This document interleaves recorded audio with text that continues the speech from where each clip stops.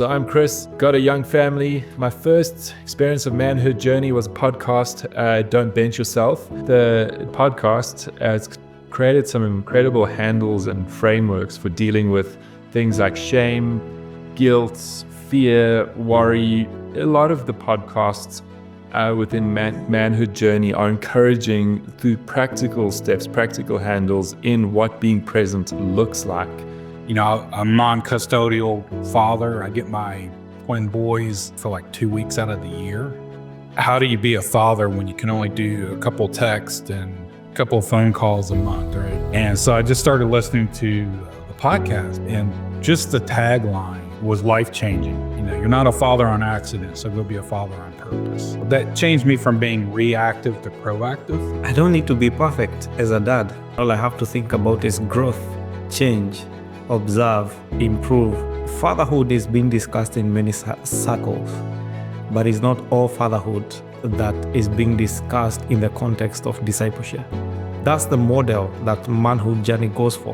When I look at my son, there's something outstanding about him, that there's one child who came in last year and the parent joined the class. The parent was not coming to our church, but the parent joined the class where my son goes to because he says, this young man knows the Bible.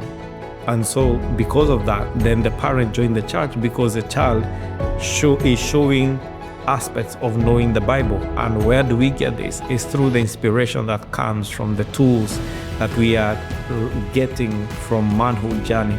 And I like the concept of journey because it is growing with you every day. So just from the short time that I've been listening to the podcast and going through the Manhood Journey curriculum, it's really helped me in a way as far as growing as a father. And I think there's a lot of dads out there that can really benefit from it.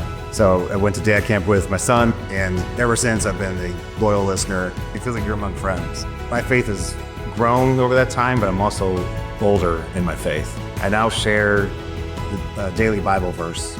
It started out with just my wife and kids, now I share with 12 people every day. But you're not arrived, or you haven't arrived yet. It's still a journey.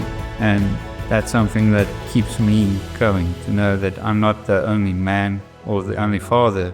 It was more kind of like everyone is on a journey and we're all figuring this out together. You guys like to say, you are not a father on accident, so go be a father on purpose. I love that. Just that call to guys to like pick up and just go do this.